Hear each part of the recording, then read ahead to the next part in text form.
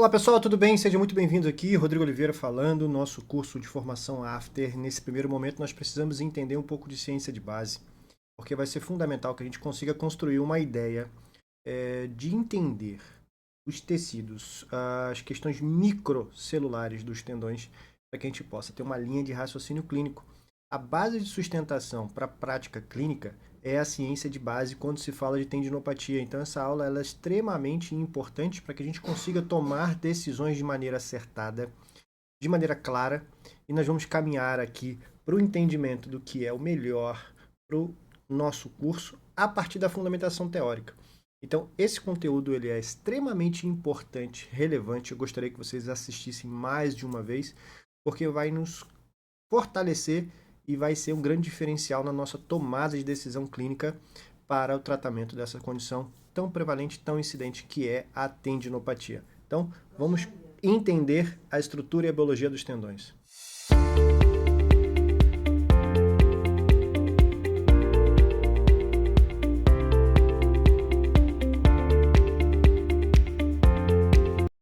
No primeiro passo aqui nós vamos entender as fundamentações básicas da estrutura e da biologia do tendão e depois caminharemos para um segundo momento para entender como é a estrutura de fibras e células desse tecido. Tá? Então nós vamos começar aqui entendendo uma estrutura. Se a gente olhar a estrutura anatomicamente do tendão, da forma com que ela se divide, a gente vai lembrar muito o músculo, porque de fato o sistema músculo-esquelético existe um padrão de organização clássica, e aqui nós temos o tendão, que se subdivide em epitendão, e depois se subdivide em endotendão, com feixes e fascículos de fibras extremamente paralelos, com feixes secundários, com seu endotendão. Aí sim a gente vai ter a fibra de colágeno, predominantemente colágeno do tipo 1, nós vamos abordar isso num ponto futuro. Dentro da fibra de colágeno nós temos a fibrila e a menor unidade funcional do colágeno, tropocolágeno. E muitas vezes as repercussões do exercício, do agachamento, da isometria, da eletrotermofototerapia, ela ocorre na menor unidade no tropocolágeno. Por isso que nós temos que entender esse processo do macro para o micro e a partir disso a gente conseguir construir uma ideia positiva de tomada de decisão e exercício para a tendinopatia. E esse tropocolágeno ele é muito interessante a gente conseguir entender o que acontece e das relações da formação desse tropocolágeno, porque ele é claramente contexto dependente. Os tendões eles vão se adaptar histologicamente e até fisiologicamente de acordo com o estímulo que é ofertado para ele. Seja esse estímulo físico ou seja esse estímulo metabólico. Então, por exemplo, se você oferta uma grande quantidade de açúcar no sangue, a hiperglicemia tipicamente do diabético. Né? O paciente que vive com diabetes tem a hiperglicemia. Esse açúcar no sangue, muitas vezes, em excesso, ele vai migrar para essa região de fibrilar, de tropocolágeno, e vai se conectar nessas moléculas porque eles têm alta afinidade. O tropocolágeno, as moléculas glicoaminoglicanas principalmente, ela tem uma alta afinidade e se localizar ali. Então notem que são estruturas muito pequenas e comparado a essas estruturas, uma molécula de açúcar é muito grande. Então ela acaba ali começando a se depositar e deformar o tendão. E aí então isso tem um estímulo metabólico que altera a morfologia tradicional, normal de um tendão. E a gente pode também pensar no seguinte, que nós vamos ver biomecânica da estrutura e vamos ver que esses tecidos, essas fibras de colágeno, essas fibrilas, elas têm o mesmo tamanho normalmente ali dentro de uma fibra de colágeno. E quando você dá estímulo, vou dar aqui uma situação clínica para a gente entender melhor, você tem um atleta que está habituado a correr um volume semanal de 40 a 50 quilômetros, né? Então, durante os 7 dias da semana ali, ele faz um mesociclo de 40 a 50 quilômetros semanais. De repente, ele vislumbra correr aí uma maratona e já começa, né? Sai dos 5 quilômetros, já quer correr uma maratona e já alterna uma prova da básica para mais avançada, enfim. E aí ele começa a ter um volume semanal aí de 70, 80 quilômetros, ou seja, quase o dobro ou o dobro. Então a gente acaba tendo um problema muito importante, porque a renovação desse tecido tem que ser muito acelerada e nós vamos perceber que a forma com que o tendão reage a isso não é boa. E o tamanho dessas fibrilas tende a se alterar, fazendo com que elas muitas vezes se inclinem e acabam alterando e deformando esse tecido. Então, notem, as repercussões clínicas positivas ou negativas, elas vão ocorrer nessas unidades, então vai ser importante a gente entender. Mas indo do macro para o micro, um desafio de estudar tendinopatia é esse aqui, porque nós temos, por exemplo, o tendão quadricipital, que ele tem uma unidade de formação em leque. Você imagina aqui, ó, ele tem uma unidade que é músculo para o osso, ou seja, do quadríceps para a patela. E aí você tem ali no quadríceps, reto femoral, vasto intermédio, vasto lateral, lateral, vasto lateral oblíquo. Então você tem vários, tracionador profundo da cápsula, várias unidades musculares, biomecanicamente falando, se conjugando num único tendão que se cola ali na patela.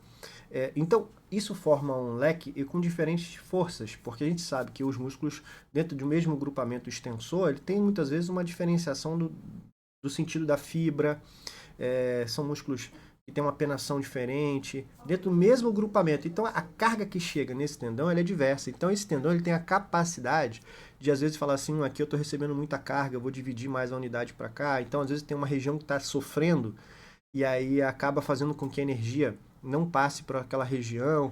Isso traz um fator que dificulta o processo de reabilitação do tendão quadricepital. Por esse formato em leque, nós vamos ver e tem uma aula que diferencia tendão patelar, tendão quadricipital, que a gente fala até de cirurgia, utilizando esse tipo de tendão como enxerto. E aí do lado dele nós temos o tendão mais bonito de todos, o grande tendão de Aquiles, o tendão de calcâneo, assim chamado, né? A gente acaba padronizando aqui no curso como tendão de Aquiles, porque é a nômina anatômica internacional, Aquiles tendon. Mas no Brasil é tipicamente chamado de tendão do calcâneo. É um tendão que tem uma capacidade de se locomover ali acima de 4%, ele já começa a sofrer da sua deformação, né?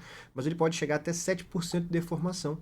E ele tem uma capacidade de atenuar a energia, ou seja, quando você pula, coloca o pé no chão e amortece, ele consegue atenuar essa energia. Quando você anda, ele acumula energia elástica e acelera o movimento, então ele potencializa o movimento, trazendo uma economia de quase 30% da energia ao caminhar, por exemplo. Então é um tendão extremamente importante para a gente. É um dos tendões que mais rompem, ele do manguito rotador. É um dos tendões que vem sofrendo bastante com o processo de ruptura, porque a gente acaba tendo um processo degenerativo interessante. Então eu noto que ele tem esse formato cônico, mas ele tem 3 fascículos, gastrocnêmio medial, gastrocnêmio lateral e o solear. E eles fazem um entrelaçado, formando essa unidade que se prende no osso calcâneo. Então ele tem 3 unidades entrelaçadas, ele não é um leque. Né? Ele é tipo um helicoidal, assim. Então ele vem entrelaçando e tem uma variação anatômica interessante que eu descrevi até no meu e-book. Então, para a gente notar como isso acontece. Ainda do lado, nós temos agora um tendão, por exemplo, dos flexores, extensores do punho e dos dedos. São tendões longos, ventrimusculares muito curtos e tendões extremamente longos, porque são tendões que, diferentes dos outros, são tendões de suporte. Você é capaz de segurar uma caneta, um livro ali por horas. Né? Então é um tendão que não vai exercer uma capacidade de mola, porque a deformação ele é desse tamanho. Como é que ele vai deformar 5%? Né? Você não conseguiria, se isso acontecesse, você não ia conseguir segurar um copo, você não ia conseguir segurar uma caneta, um livro. Então isso acontece. O tendão ele tem que ser rígido, porque ele é um tendão de suporte, ele é muito longo, ele parece um fio. Né? Então tem essas características e isso modifica o raciocínio clínico no after, principalmente na fase de estocagem energética, na fase 3. Porque a estocagem energética dele é uma estocagem de resistência e não de potência. Então a gente não usa muito exercícios de potência, usa sim mais exercícios de resistência. Então notem que a anatomia, a histologia e o entendimento da ciência de base faz com que a gente consiga ter um entendimento superior para tomar a decisão de forma correta e adequada. Então, a beleza da tendinopatia está em entender esses processos, né? E aí nós vamos com um grupamento de tendões aqui, não sei nem se esse termo é adequado para o momento, mas nós temos aqui o manguito rotador com a sua, olha que imagem bonita, o supraespinhoso, o infra, o teres menor, que é o redondo menor, uma ligação ali de vários tendões que tem uma característica que está descrita na aula de ombro, na tendinopatia de ombro, falando de como ele consegue se vencer ali, se juntar, se conectar na sua êntese, numa relação de footprint muito frágil. Então são tendões muitas vezes que têm uma relação com a cartilagem muito próxima e sua relação de tendão com osso, ela vai se modificando e a gente tem ali tendão por uma espécie de uma falsa fibrocartilagem para chegar no osso. tá? Então isso vai trazendo uma fragilidade, os tendões ficam mais friáveis quando a gente raciocina nesse aspecto. Então a gente tem que ter um entendimento melhor, adequado sobre como tomar decisões para cada um dos tendões, e é essa aula aqui que vai trazer esse norte para a gente poder entender isso aqui de uma forma mais clara. E de um aspecto, se a gente pegar anatomicamente, agora vamos começar a aprofundar, a gente começar a entender a matriz extracelular, ou seja, o que é feito, né? Do que é feito um tendão. Antigamente nós falamos que matriz extracelular é era uma substâncias fundamentais amorfas, fibras e água, enfim, a gente não pensa mais assim. São tecidos extremamente ativos, vivos e com função. Então a gente tem classicamente várias células, mas as principais são os fibroblastos e os fibrócitos, que são células importantes para o processo de renovação e construção do tendão. Independente de ter um mecanismo de tendinopatia ou não, o tendão ele passa constantemente por um processo de renovação e esse processo ele é fundamental. Esse processo ele diminui depois dos 40 anos de idade, 45 anos de idade, principalmente na mulher, por causa da menopausa, né? Assim, quando a mulher começa a ter a pré-menopausa, diminuição do estrogênio, tem uma desaceleração desse processo. Por isso justifica de muitas mulheres terem tendinopatia glútea, tendinopatia do manguito rotador, tendinopatia de calcânio, depois dessa fase, né, da vida da mulher ali na quarta, quinta década de vida.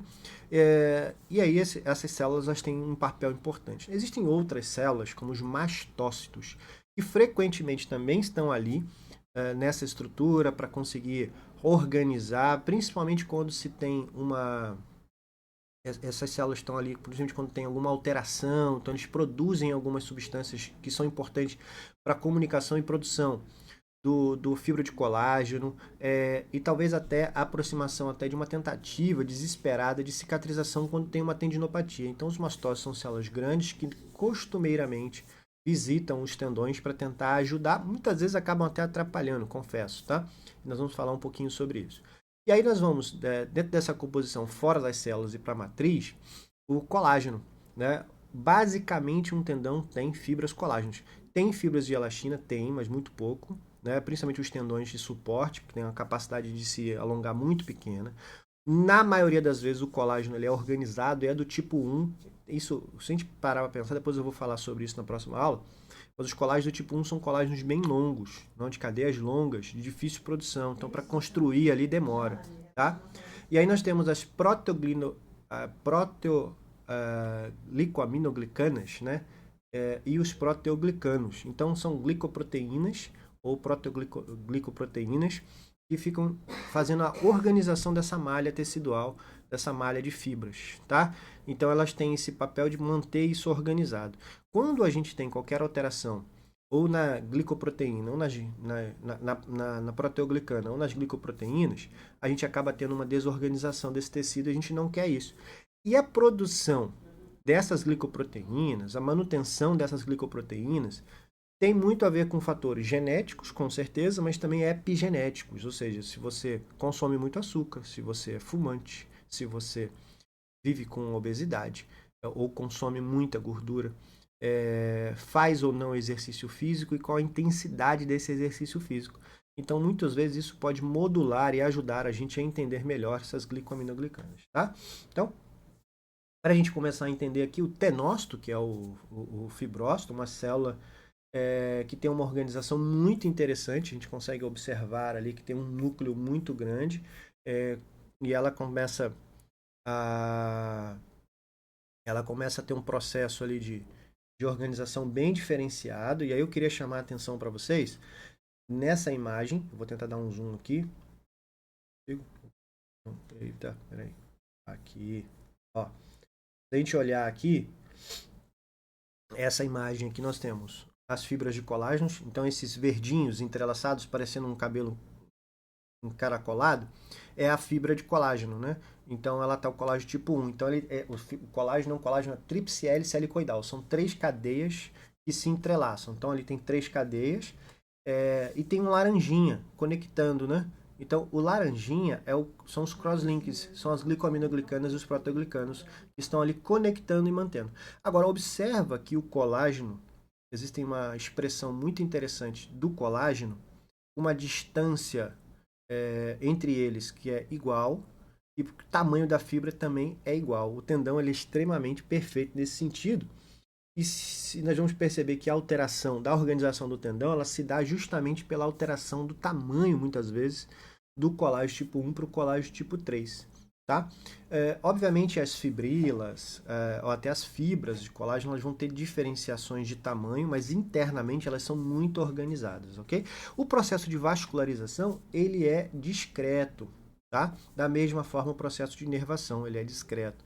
Então, muitas vezes, quando se tem uma ruptura de tendão, o sujeito tem a dor inicial e depois não tem mais dor. Então, é comum acontecer isso. Você não vê um paciente que rompeu qualquer tendão com queixas de dor após a ruptura por muito tempo. Então, esse é clássico, por exemplo, da ruptura grau 4 dos iscos tibiais, quando aquela lesão muscular grave que rompe o tendão, né, intratendinosa, o cara sente pá, o pop, dói e depois não tem dor. Aí ficam achando que o cara não tem nada, que é mentira, porque não sangra muito, porque é tendão. Quando faz a ressonância, o músculo recolheu 4, 5, 6, 10 centímetros e mal se percebeu o gap ali na coxa do atleta.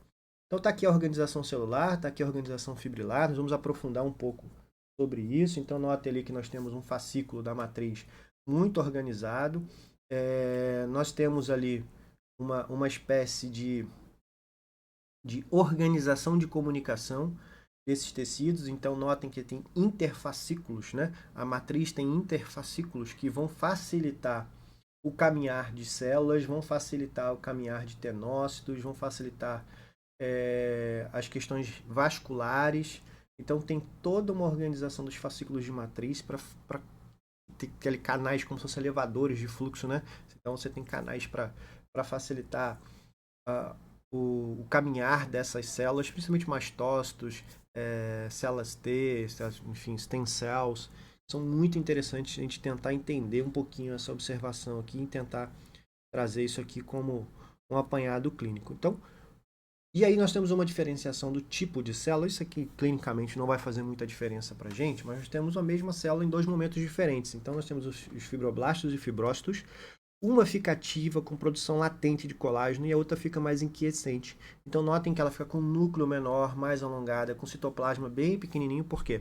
Ela não está produzindo, não está precisando dela. Então ela fica ali quietinha, né, sem ocupar espaço, bem longilínea, né, sem ter esses aspectos de tentáculos ali, né?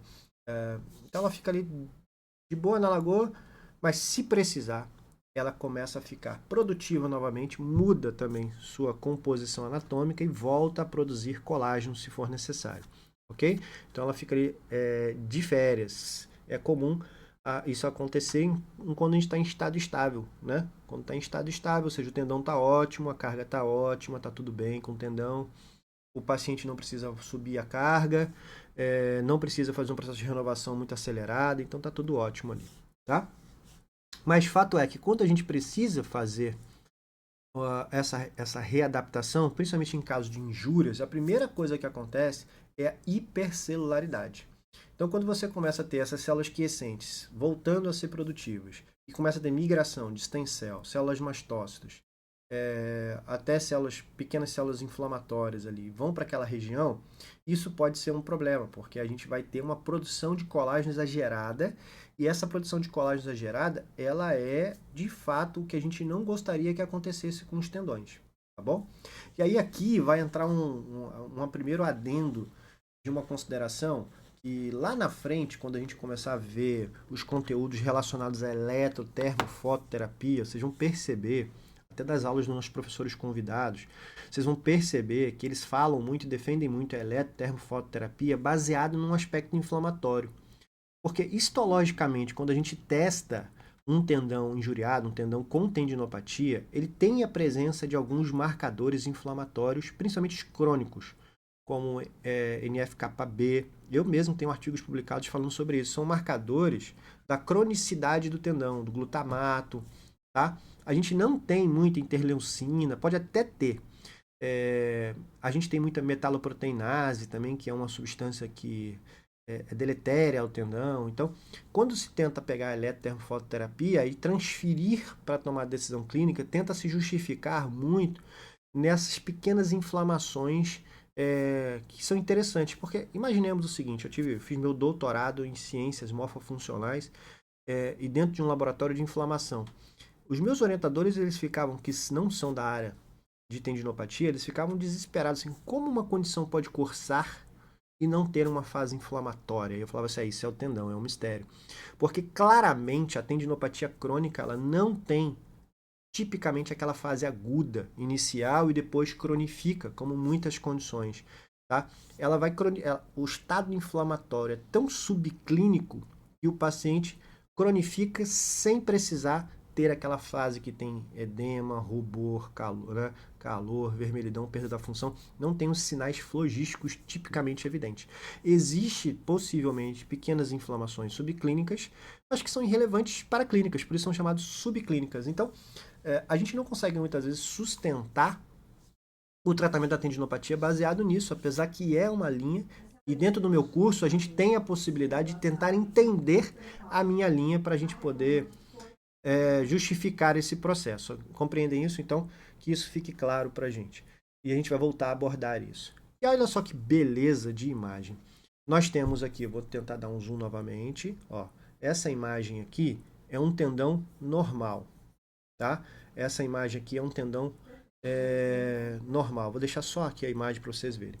O que a gente consegue entender aqui e perceber? Nós temos células, esses pontinhos roxinhos, são as células, tá? E se a gente notar, vou tentar ampliar ainda mais essa imagem, quase que uma microscopia da microscopia, né? Então, opa. Ó. Se a gente notar aqui, a gente vai conseguir perceber, muitas vezes... Deixa eu ver se eu consigo. Eu não consigo usar a caneta e o zoom ao mesmo tempo, então eu vou ter que usar a caneta sem o zoom. Pronto. A gente vai conseguir perceber, ó, que aqui em torno é a célula e aqui essa bolinha é o núcleo, tá? Deixa eu ver se, ó. Ok? Então, conseguem perceber que em torno desse pontinho nós temos aqui a célula bem demonstrada. Mas o que é importante para a gente entender nessa imagem, que é uma imagem que está extremamente organizada. Aqueles canais, aqueles elevadores funcionam muito bem, né? Então notem que essas células estão extremamente organizadas. Isso é muito importante para o tendão, primeiro que não atrapalha a organização tendinosa, porque você imagina que você tem essas células espalhadas, ali, desorganizadas. Isso vai atrapalhar a organização dos tecidos. A gente não quer isso. Então a gente traça esses canais importantes. E isso facilita um evento chamado mecanotransdução. O que seria a mecanotransdução? Seria a comunicação de uma célula com outra. Porque quando eu tenho que renovar o tecido, eu tenho que me organizar. Então funciona como uma linha de produção. Cada um tem uma função de produzir tipicamente uma quantidade ótima de colágeno. Então a gente vai fazer isso da melhor forma possível, que é entender e calcular isso dessa maneira. E aí aqui, ó, o tendão desorganizado. Olha só o quão desorganizado está. A gente não consegue definir aquela linha bonitinha ali, não conseguimos perceber isso dessa maneira, né? Na imagem de baixo, vocês notem que está uma imagem limpa, né? Uma imagem limpa. Vou tirar outra imagem para vocês perceberem. Está bem limpinha aqui, né? Eu vou voltar para essa imagem. O que aconteceu aqui agora? Essa imagem está cheia de coisas castanhas. Por que isso? Aqui a gente estava mensurando fator de crescimento endotelial vascular. O fator de crescimento endotelial vascular é uma substância produzida pelos mastócitos, que elas são depositadas nessa região. E é muito interessante entender isso, porque o que o mastócito faz? Pô, o tendão está sofrendo. Se o tendão está sofrendo, eu vou trazer mais sangue para cá. E aí vai entrar naquela hipervascularização patológica, os famosos neoangiovasos, que muitas técnicas nossas prometeram tirar esses vasos dali através da carga excêntrica. Tem uns trabalhos, né, de Alfredson que falam sobre isso e tal. Mas o fato é que carga ótima vai conseguir diminuir esse efeito. A gente não vai conseguir, gente, melhorar o paciente levando sangue para ali. Muito pelo contrário, porque você tem que reorganizar o tecido e você vai passar ali um vaso sanguíneo que vai destruindo tudo. A gente não tem esse objetivo. Então, um fator que também modifica ali o tecido é esse processo de produção desses angiovasos. A gente não quer isso, tá? E aí, como é que funciona essa mecanotransdução? Ela funciona da seguinte maneira. Nós temos ali as integrinas, as células, e a matriz é celular. Essa bolota aí é a célula. E aí imaginemos que fizemos uma sequência de agachamentos, né? Ou seja, teve estímulos mecânicos. Esses estímulos mecânicos, eles acabam deformando a célula, e essa deformação da célula, ela funciona da seguinte maneira: vamos produzir sinalizadores. Precisamos modificar o tecido, precisamos, o paciente está produzindo lá uma carga maior, né? E aí a gente tem que melhorar o tecido. Então produz um fator de crescimento. E esse fator de crescimento vai para as outras células. Então, quando a gente tem aquele perfil das células organizadas, vou voltar aqui para a gente lembrar disso. Quando a gente tem um perfil dessas células organizadas, é ótimo. Por quê? Porque a gente vai ter uma comunicação eficiente. Né? A gente vai ter uma comunicação, ó, as células aqui vão recebendo, se comunicando, quase que se tocando e falando, ó, faz 3 colágenos tipo 1 aí, eu vou fazer 3 aqui, eu vou fazer 3. E aí a produção fica ótima, em quantidade ótima. Quando a gente está num cenário caótico, igual esse aqui, essa produção se desorganiza de tal maneira e cada um não sabe quanto de colágeno tem que produzir, produz na quantidade máxima e muitas vezes começa a produzir um colágeno que não é o colágeno que nós queremos. E acaba produzindo um colágeno do tipo 1. E não é isso que nós queremos. Isso faz com que o tecido acabe se desorganizando, tá bom? Então esse processo de desorganização aqui é uma questão que a gente não gostaria que acontecesse. Então a sobrecarga tecidual, o excesso dessa sobrecarga, ela vai fazer, inclusive, que existe um movimento tecidual para essa região, tá? Com uma alteração mitocondrial, vai fazer com que muitas vezes a gente consiga chamar os macrófagos para aquela região, e essa chegada de macrófagos dá esse aspecto ali de inchado, vai levar água para aquela região, que isso também não é positivo para a gente. E aí começa você a inchar o tendão, muita água, muita desorganização, o tendão ele acaba ficando mais friável. E aí chama atenção para a gente a organização e a produção tecidual. É importante a gente entender como é que nós organizamos o colágeno nesses aspectos, né? Então é interessante a gente entender que numa condição ótima, aqui essa imagem, pessoal, lá da minha tese de doutorado. Então aqui, ó, nós estamos vendo uma fibra de colágeno, suas fibrilas, né? Aqui as conexões, vocês não estão vendo, eu estou marcando aqui, eu faço com a canetinha. Opa, ou eu uso caneta ou eu uso... não tem jeito, vou usar a caneta aqui, depois a gente sobe. Então aqui nós temos a fibra de colágeno, né?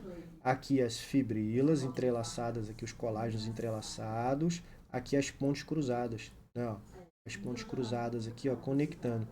Se a gente observar, essa fibra aqui, ó, ela tem o mesmo tamanho dessa aqui, e assim vai.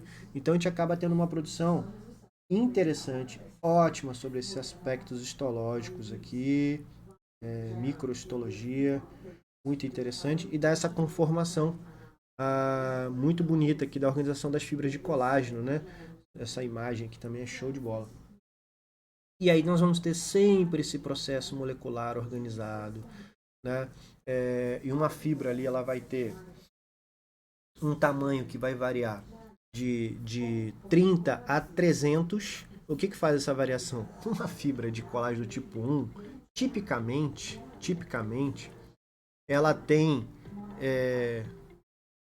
Opa, entrou a vinheta aqui.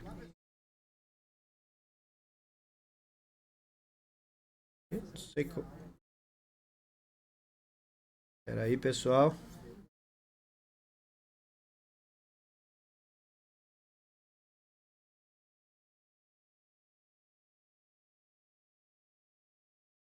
Para uma outra aula.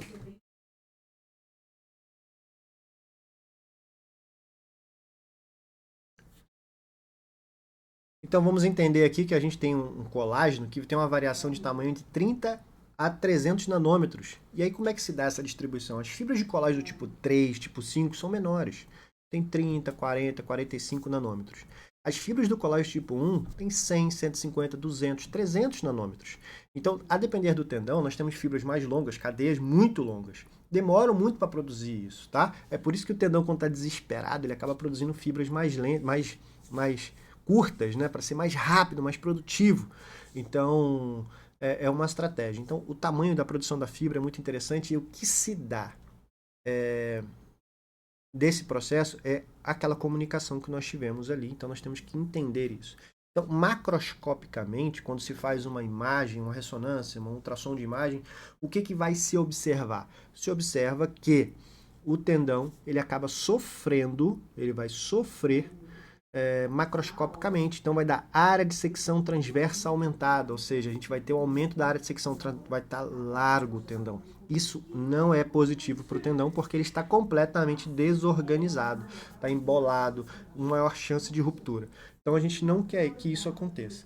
Então, isso aqui reforça que a carga mecânica ela vai organizar todo esse processo bioquímico. Eu não vou detalhar isso tudo aqui para a gente não ficar tenso, porque o objetivo nosso aqui é transferir o conhecimento para a ciência prática e aplicada, mas o importante é a gente entender que, e esse slide aqui é importante, ó, que a carga mecânica ela faz uma ligação com os fatores de crescimento, que ela faz uma ligação com as integrinas, que ela faz os fatores de transcrição e que transcrevem a resposta celular, tá?